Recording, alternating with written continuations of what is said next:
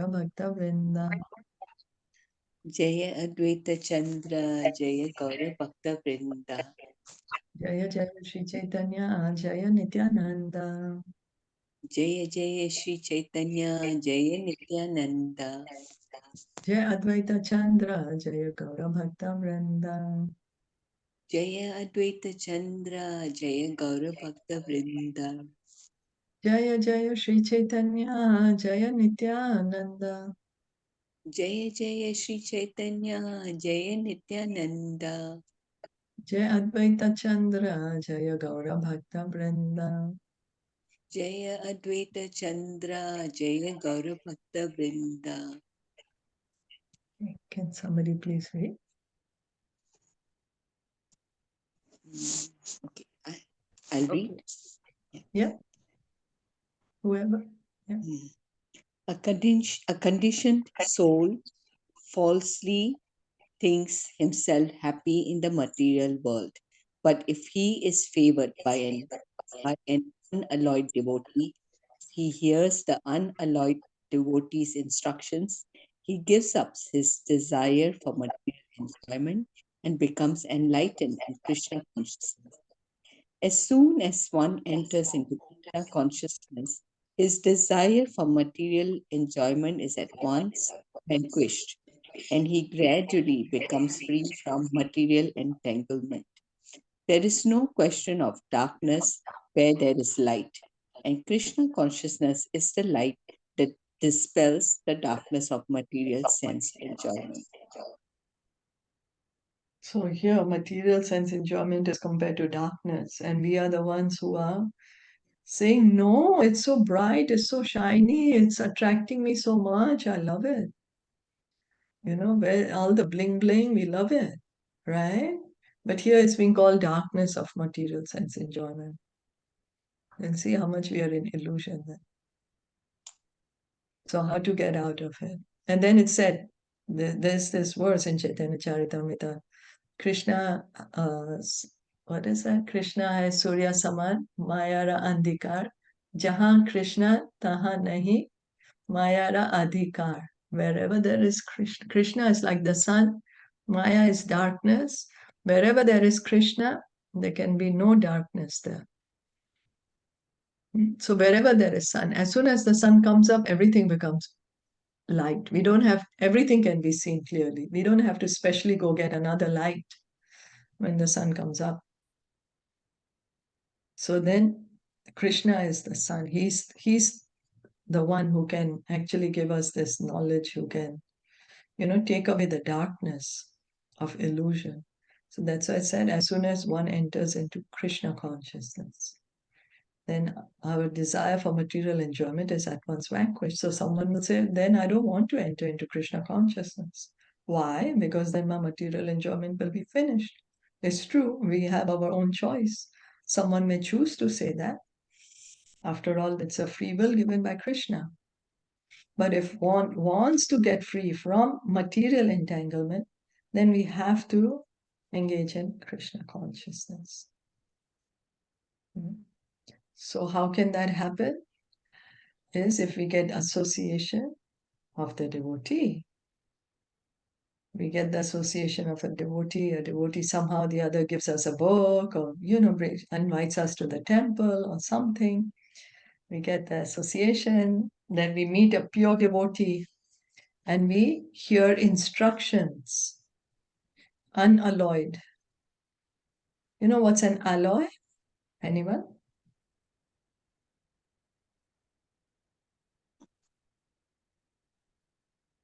Alloy means like a mixture of metals. When suppose there's a lot of metals mixed up. Huh? I'm sorry. No, you are right. You are right. I was So those are alloyed. Alloy is a mixture of metals. But what does unalloyed means? There's no mixture. Unalloyed steel means only pure steel. Unalloyed gold, pure gold. So here, pure devotee, there's no other mixture of any material desire for mystic yoga, desire for any kind of becoming one with the Supreme Lord.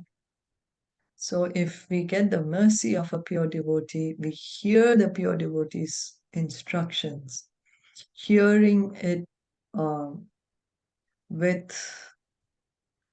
rapt attention, hearing the instructions of the devotee, like taking it to heart, not only hearing it from one ear and taking it out of the other, but hearing with attention. Then gradually, we can give up our desire for material enjoyment and become enlightened in Krishna consciousness. When we are like, why? I don't want to do it. It's so nice, I'm enjoying it. But anyway, this is what. Yesterday you mentioned something, no, about is it Nitya Siddha devotee? Or there are two Nitya kinds of Siddha. and Nitya Siddha is sadhana, one. right? There are two. Nitya Siddha is a devotee who is in the spiritual world. But they come from the Vaikuntha also, right? To the material world to teach by their personal example, right? Yeah. Srila Bhaktisiddhanta Saraswati Thakur was a Nitya Siddha. Bhaktivinoda Thakur, Nitya Siddha. Srila Prabhupada, Nitya Siddha. Yes. Yeah, they And come then from the other spiritual world. devotees here, they are known as sadhana siddha devotees, is it? Sadhana Siddha. Yeah, that's right. Oh. But sadhana siddha means one who has become pure already by doing sadhana. One who's already become a pure devotee by doing sadhana is going to be called a sadhana siddha. But we are trying. Hopefully one day,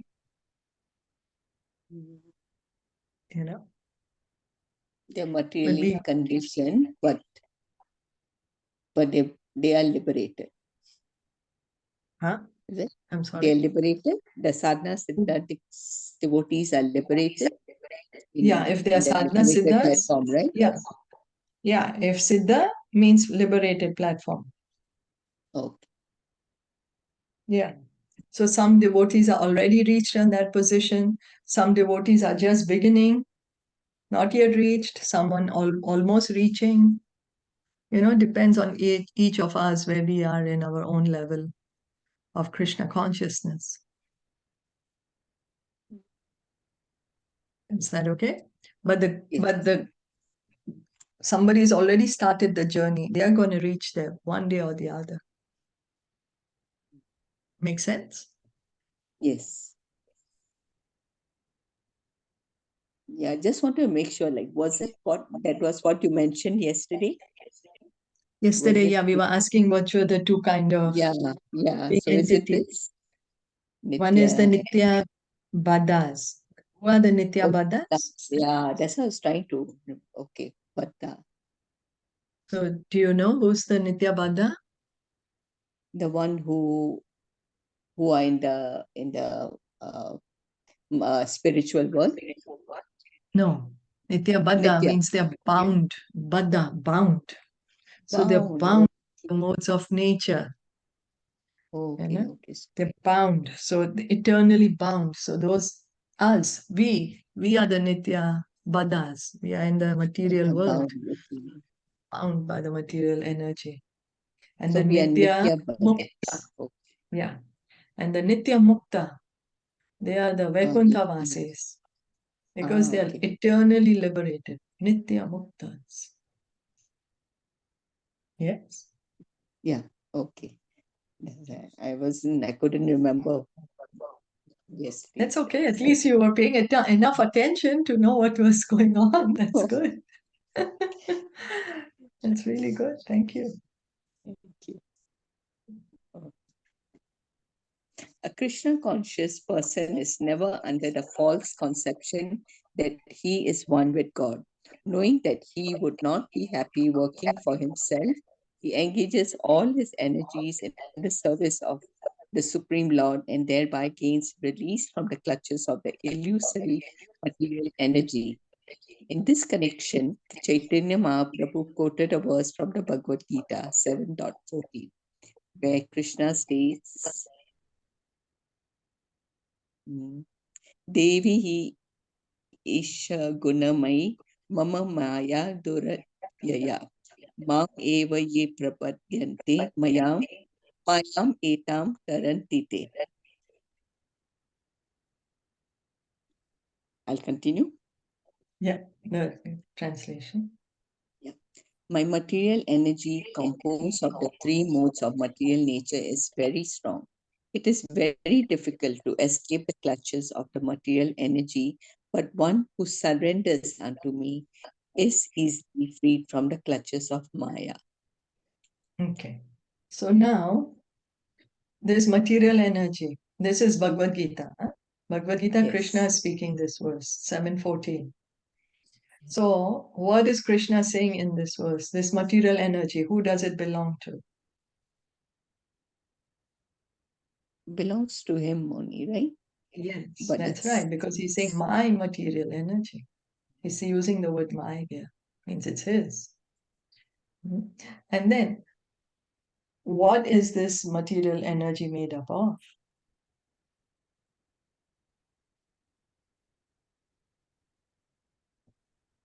Composed of the material nature. three modes. Yeah, three modes of nature. Material. Yes, sattvic, rajasic, and tamasic.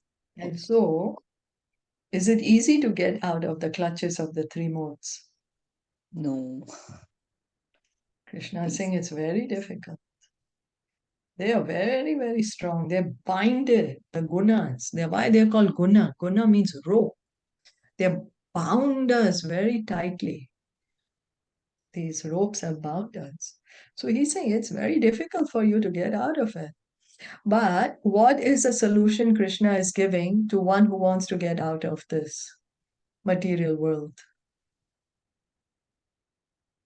Surrender to him. That's right. Thank you. He's saying, surrender unto me. He's giving the solution. And he says, if one surrenders unto me, easily he can be freed from the clutches of Maya. Because it's his energy. He's saying it's his energy. Now we are bound up by this. But if we surrender to him and she's his servant, so he can immediately order her, my dear Maya, please let so and so go away. Release them from your clutches. And so Maya Devi is going to easily release us because she listens to Krishna. She takes orders from him. She'll easily let us go. But if we try to fight with her by ourselves and say, no, I'm going to fight by myself, I'm going to come out of Maya by myself, we won't be able to overcome her. Very difficult. Even if we are able to overcome her, it is going to be temporary. It won't be a permanent situation. Why? After all, because the surrender to Krishna has not yet happened. So that material desire is still there in the heart, which will somehow or the other bring us back to the material world. Make sense? Yes. Maybe we could read again that verse, Bhagavad Gita once. If you could read. Sure. Yeah. Is that? Yeah. Line by line, should we do it? You read once, we'll read once. Okay, yeah, sure. Devi hi esha gunamayi. Devi hi esha gunamayi. Mama maya duratyaya. Mama maya duratyaya. Mam eva ye prapadyante. Mam eva ye prapadyante. Mayam etam tarantite. Mayam etam tarantite. My material energy, composed of the three modes of material nature, is very strong. It is very difficult to escape the clutches of the material energy. But one who surrenders unto me is easily freed from the clutches of Maya. Would you like to memorize this for this coming week? Since we are reading it now. Because I feel if we memorize according to what we are reading, we'll be able to relate more to it. Definitely. And we'll be able to. Yes. Yeah. Right. Yeah. Okay. So then I'll put this up.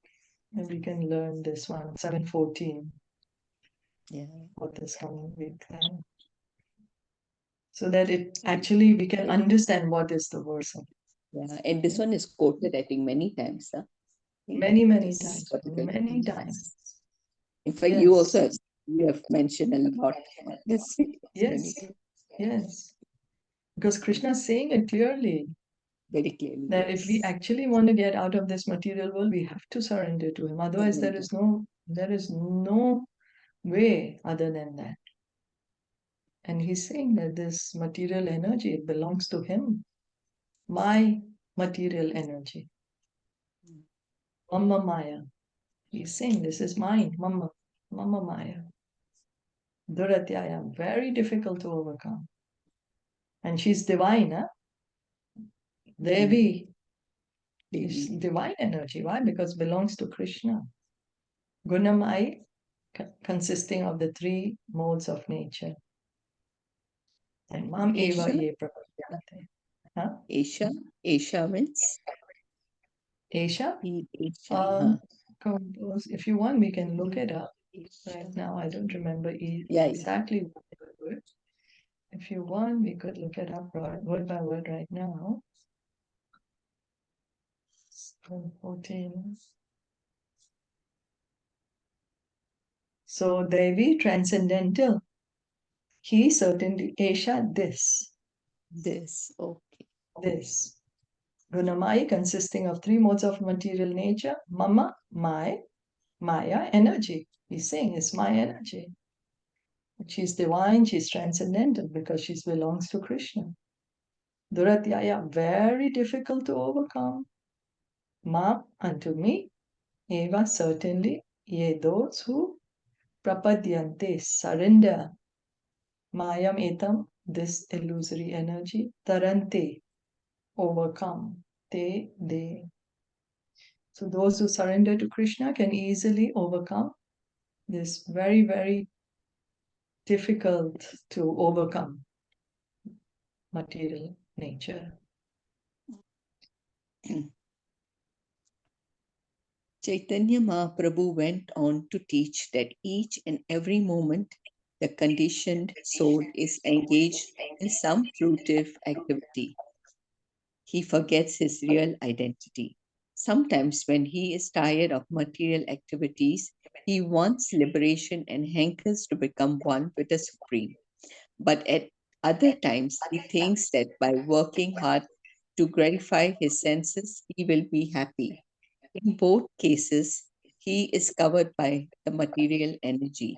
For the enlightenment of such bewildered, conditioned souls who are working under a false identification, the Supreme Lord has presented us with voluminous, uh, voluminous Vedic literature, including the Vedas, the Puranas, and the Vedanta Sutra. These are all intended to guide the human being back to Godhead. Caitanya Mahaprabhu further explained that when a conditioned soul is accepted by a spiritual master out of his mercy and is guided by the super soul, the soul can take advantage of the various Vedic scriptures, become enlightened, and make progress in spiritual realization. It is because Lord Krishna is always merciful to his devotees that he has presented all the Vedic literature by which one can understand his relationship with him and can act on the basis of that relationship. In this way, one is gifted with the ultimate goal of life. So Lord Chaitanya is saying, because we are so busy, every moment we are doing something or the other. And then we completely forget who we truly are. We take up so many roles and we identify ourselves with those roles that we take up. Oh, I'm a mother, I'm a teacher, I'm a sister, I'm a wife, I'm a employee, I'm a cook, whatever. We keep identifying ourselves with that designation, the upadhi. and we completely forget who we really are. Then, because material nature, of course, which is difficult to overcome, right? So we get frustrated sometimes. So then what we say, I want to give up this material world. I'm going to become God now. Right now I'm not God, but after I get liberated, I'm going to become God. But then otherwise, sometimes we say, no, I need to enjoy this material world because the material desires are still there. They are going to drive us. The seeds are there. They will fructify, you know. So those desires are like seeds in the heart. So then they will drive us to, we'll try our best, try hard to get happy. So this is what we are doing. And we are completely forgotten who we are. So for our benefit, seeing our distress, Krishna, he comes time and again, or he sends his bona fide representative. He speaks the Vedas. He's left behind for us Bhagavad Gita. His instructions are there. Then his devotees have left behind the Srimad Bhagavatam. There's so much. Here Prabhupada is also mentioning the Vedanta Sutra.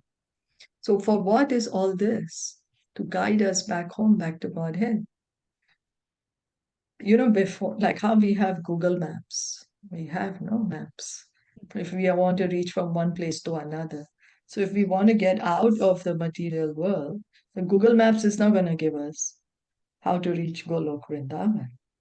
Why? Because it doesn't have that. They don't have that knowledge. So where is that knowledge? Is there in the scriptures? Is there. And the pure devotees, the authorized representatives of Krishna, come to teach us those scriptures. Or Krishna comes himself. So by the mercy of the spiritual master, the living entity, the conditioned soul is accepted by a spiritual master out of his mercy and guided by the super soul. So the super soul, the Paramatma, is called the Chaitya Guru. He's the Guru in the heart. When Krishna in our heart understands our desire to get to know him, you know, we may not even know that. We may just have a desire, I would like to know who's God. I really want to understand what's this material world. I want to get out of this material world, whatever. Even there is some kind of a slight desire which Krishna sees. Then he makes the arrangement for us to meet a bona fide spiritual master. That's the reason the spiritual master is called a representative of the Chaitya Guru. So it is out of Krishna's compassion, his mercy, that he has given the scriptures to us. He sends his representatives. He comes himself, like Ram Navami is coming. Time and time again, Krishna comes himself or his different incarnations for our benefit, to attract our hearts, to bring us back home, back to Godhead, to understand our relationship with him. Understand our relationship with him, because we completely forgotten our real, our eternal relationship that we have. That's with Krishna. And also through sadhu, guru, and shastra, right? Yes, yes, yes. It should Sadhu, align all. Guru, and Shastra. I'm sorry. All three should align, like it should be, like, you know, the same. Yes, that's right. That's Should be right. the Thank you. Yes. The Sadhu and Guru should speak from the Shastra. shastra. Yes. Yes. Yes. Thank you. Actually, every living entity is destined to understand his relationship with the Supreme Lord and ultimately to reach him. The execution of duties to attain this perfection is known as devotional service. And in maturity, such devotional service becomes love of God, the true goal of life for every living being. The living entity should not desire success in religious rituals, economic development, or sense enjoyment, or even liberation. One should desire only to achieve the stage of transcendental loving service to the Lord, pure Krishna consciousness. All attractive features of Lord Krishna help one attain this stage of pure devotional service. And one who engages in the preliminary practices of Krishna consciousness can ultimately realize the relationship between himself and Krishna. So this is Sambandha Gyan, relationship between us and Krishna. We can realize it by engaging in devotional service. Devotional service begins by hearing and chanting, practicing Krishna consciousness. We will be able to. Prabhupada is putting here. Actually, every living entity is destined to understand his relationship with the Supreme Lord and ultimately reach to him. So it's not that only a certain percentage of living entities have a relationship with God and that others don't, or that only living entities who are in the body of a human being have relationship with Krishna, but living entities who are in the body of animals or fish don't have. No, every living entity has a loving relationship with Krishna. And at one point of time, every living entity is going to ultimately reach him. Because it's mentioned here, every living entity is destined to understand his relationship with the Lord and ultimately reach to him. Now it depends on us how long we want to take to reach to Krishna. Do we want to reach Krishna in this life, or we want to continue here in this material world for many, many lifetimes? Depends on us. So how to revive our relationship is by devotional service. And when one engages in devotional service, it is going to come to Krishna Prema. And that is the goal for every living being, to revive our love for God. The love for God is there in the heart of every living entity. We do not have to artificially put it. It's not that it's not there and somebody has to put it. No, it's there in everyone's heart. Whatever path one is following, but love for Krishna is there in everyone's heart. We simply have to revive it and it's easily revived by engaging in devotional service. Or rather, that's the only way to revive that loving relationship. So now we are also being advised what not to desire and what to desire. Sometimes we don't know what should our actual goal be, what our real desires should be. So here, Lord Caitanya, Srila Prabhupada, they're telling us what not to desire and what to desire. They're saying don't desire to get dharma, artha, kama, moksha. That we do some kind of pious activity. By doing pious activity, now they are saying don't even get attached to the result of pious activity. Why? Because with the result of pious activity, we will get a lot of opulence. But opulence is good, no? But then what happens with opulence?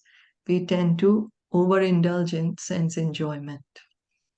And then, after all, becoming frustrated, we say, oh, everything is false. I want to get out of this material world. But we should not desire any of these things. We should only desire to achieve what? Krishna Prema. Loving service to the Lord. Pure Krishna consciousness. That is Krishna Prema. Love of God. And what Prabhupada is saying, the all attractive features of Lord Krishna help one attain this stage of pure devotional service. And one who engages in the preliminary practice of Krishna consciousness can ultimately realize the relationship between himself and Krishna. So this is what is needed. And Krishna is all attractive. We are naturally attracted to Krishna. Why? Because we are part and parcel of him. Does Dasya Ras come here? Dasya Ras. In this context, does it mean that we have that relationship as a Dasya Ras?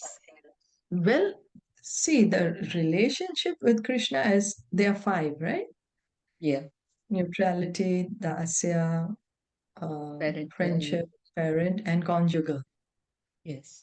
But of course, the first we have to come to understand I'm a servant of Krishna, but it's based on love. And then it can go on to the further to develop into friendship or parental or conjugal even. It doesn't have to limit only up to there because dasya, the mood of dasya is there in all the rasas.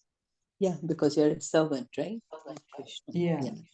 Yeah. To serve And then we have Krishna. to understand what does this servant mean? How can one actually serve?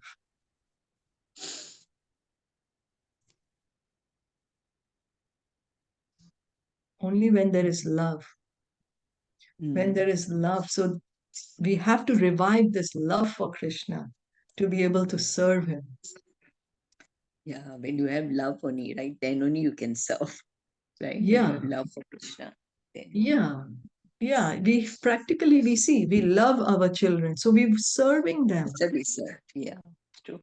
We love our parents, so we serve them. Why? Because the love is there.